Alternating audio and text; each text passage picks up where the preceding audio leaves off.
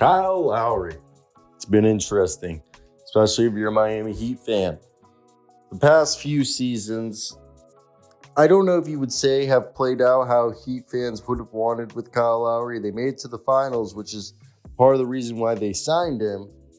And 2 years he played.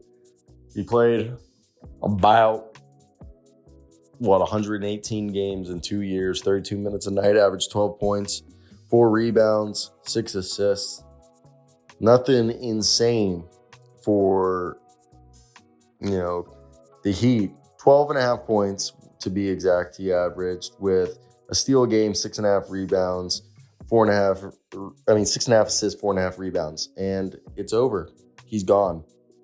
The Heat are considering waiving and stretching Kyle Lowry if no trade materializes. This is coming from Barry Jackson of the Miami Herald. The Miami Heat are considering using the waive and stretch provision on Kyle Lowry if they're unable to trade him. Sources tell Barry Jackson, Miami Herald. So, Lowry, who's due $29.7 million next season, is entering the final year of his 3-year, $85 million deal he signed with the Heat back in 2021. If the Heat used the provision on Lowry, he would count against the cap for the next 3 seasons at $9.9 million a year. Miami's 23-24 salary cap commitment would then shrink from $178.5, which it currently stands at, to $158.5 million, which is below the $165 million tax line and the $182.5 million second apron.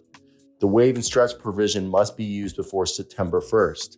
The Heat are waiting on Damian Lillard because they have to include Kyle Lowry in the deal, more than likely, as the deal for Dame would have to be a combination of Kyle Lowry, Tyler Hero, Duncan Robinson, Nikola Jovic, etc.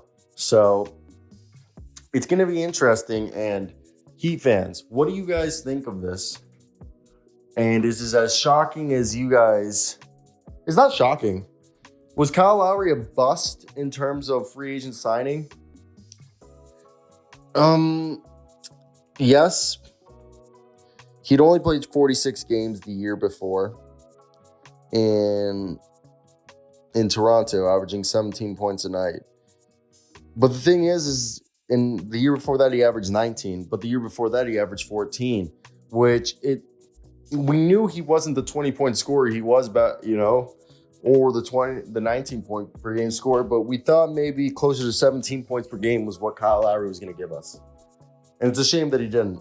So I want to hear your thoughts.